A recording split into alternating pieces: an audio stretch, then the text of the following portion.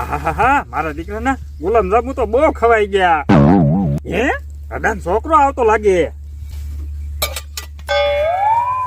બોલો યાર, રણુદા તો અહીંયા જ બેઠા લાગે ને. હું અમારે ઊભું રહેવું. ઓય બાપા, ઓય બાપા. હે રણુદા, તમને શું થયું? કાંઈ નહીં લ્યા, ગુલાબ જાંબુ થોડાક વધારે ખવાઈ ગયા.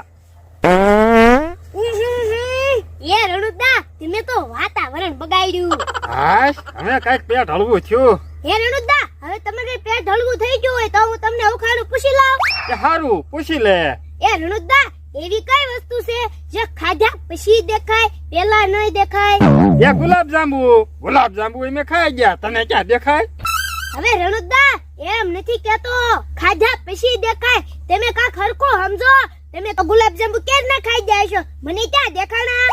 હે પણ ખાધા પછી દેખાય? મારા દીકરાનું એવું શું છે કે હાલો ખાધા પછી દેખાય?